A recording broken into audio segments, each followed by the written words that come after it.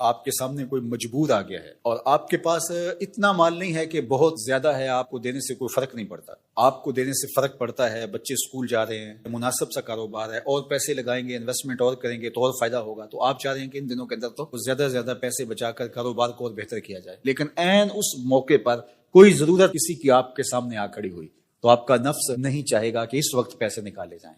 آپ کے قوا بھی مضبوط ہیں، آپ جوانی کی دہلیز پہ قدم رکھے ہیں اور آپ ان پیسوں سے اپنی خوشیاں خرید سکتے ہیں. لیکن آپ نے کہا کہ اب ضرورت بن گئی ہے تو آپ نے ایثار کیا، اپنے اخراجات کم کیے اور اس ضرورت کو پورا کیا. یہ صدقہ بہترین صدقہ ہے.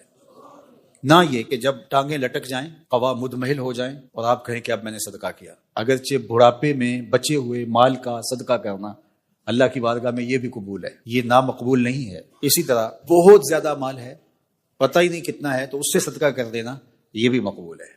شریعت نے اس پر بھی اجر دیا ہے.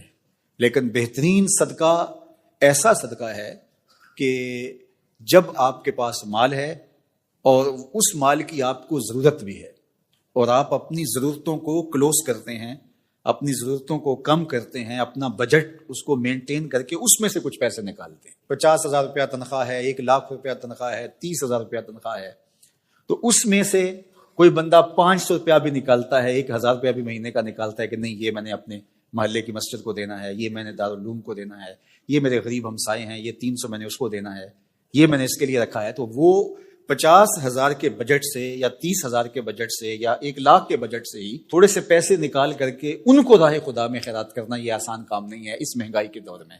لیکن وہ یہ سمجھتا ہے کہ یار میرا تو پھر بھی چولہا جلتا ہے، ہمسایہ تو غریب ہے، رشتہ داروں کے پاس تو اتنی رقم بھی نہیں، یہ میرا دوست اس کی جاب چھوٹ گئی ہے، اس کا تو مسئلہ ہے.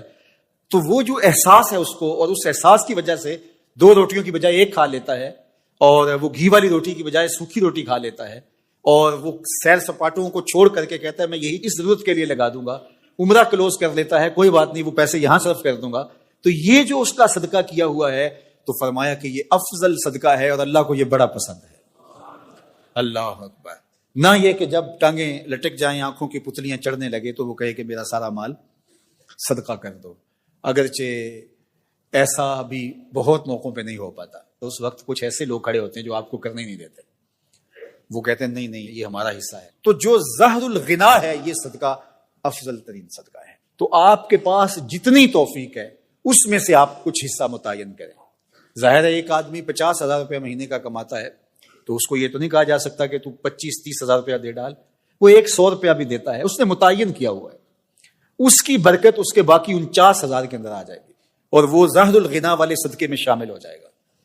اور جو یہ چکر کرتا ہے کہ میں یہ بھی 1,000 روپیہ بچاؤں گا اور یہ بھی کاروبار میں لگاؤں گا اور پھر میں بہت امیر ہو جاؤں گا، اور وہ ساری زندگی اسی چکر میں جب امیر ہوتا ہے پھر اس سے امیر، پھر اس سے امیر، پھر اس سے امیر، اور ساری زندگی دولت کی محبت اس کو پھر کچھ نکالنے ہی نہیں دیتی.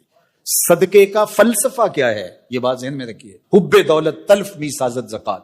زکات اور صدقے سے حب دولت ختم ہوتی ہے اور یہ مقصود ہے. ورنہ اللہ نے جس کو دیا ہے غریب کا حصہ، غریب کو ڈائریکٹ بھی تو دے سکتا تھا، لیکن اس کو دے کے آزمایا ہے، اس کو غربت سے آزمایا ہے. یہ غربت میں پورا نکلتا ہے اور وہ اپنی دولت مندی کے امتحان میں پورا نکلتا ہے. وہ یہی تو دیکھنا چاہتا ہے، ورنہ اس کے خزانوں میں کیا کمی ہے. اور اس نے یہ انسانوں کو آزمایا ہے، جانوروں کو تو نہیں آزمایا.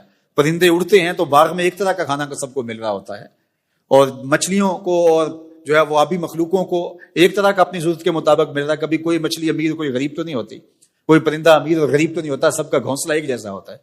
چونکہ وہ مکلف مخلوق نہیں ہے، انسان مکلف ہے، اس لیے اس کے لیے آخرت ہے، جنت دوزخ ہے، اس لیے اس کو آزمایا گیا ہے. اللہ امیر کو امیر رکھ کے آزمانا چاہتا ہے، غریب کو غربت سے آزمانا چاہتا ہے. تو اس لیے آپ کے ہاتھ میں جو بھی ہو تو آپ اس میں سے راہ خدا میں ضرور خرچ کیا کریں. آپ اس کا نتیجہ دیکھنا. بندہ کہتا ہے میں اس لیے جمع کر رہا ہوں کہ زیادہ ہوں گے تو پھر میں خرچ کروں گا، وہ کہتا ہے خرچ کرو گے تو میں زیادہ دوں گا.